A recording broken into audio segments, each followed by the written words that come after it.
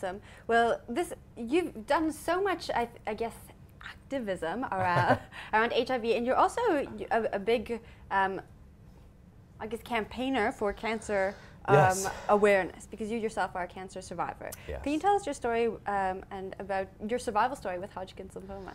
Yeah. So in 2009, I was diagnosed with a rare form of cancer called Hodgkin's lymphoma. It's a cancer of the blood. And, you know, as you can imagine, getting diagnosed with cancer is a pretty horrible thing. And I had to go through a bunch of different chemotherapies and radiation and a stem cell transplant. And, you know, it was a pretty scary situation. You know, when your entire team of doctors try multiple ways of healing you that don't work, you know, you panic, you're scared, I was afraid, I was frustrated, I was nervous, and of course I didn't want to die. What was going through your head when you heard the diagnosis? I was like, you know, it can't be me. I'm a young guy, I'm fit, I was training for a marathon in New York City. Like, how can something like this happen to me?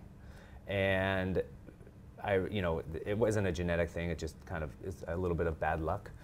And I really saw that moment as an opportunity to do some other important stuff. Like, I could have been very sad and kind of sit in my room and not come out and talk to anyone and just be, you know, scared and afraid of what was going to happen to me.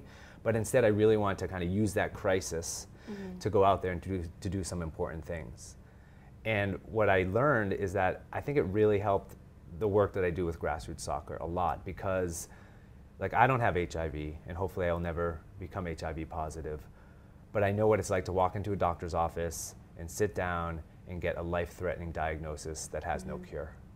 And so now I felt like I know a little bit what it may be like for some of these kids or some of these people we work with that might have to face that same situation.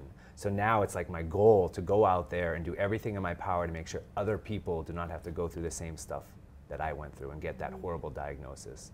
And that's really why I'm using the sport that I love, you know, to help educate young kids about making the right choices in life and, you know, staying HIV free.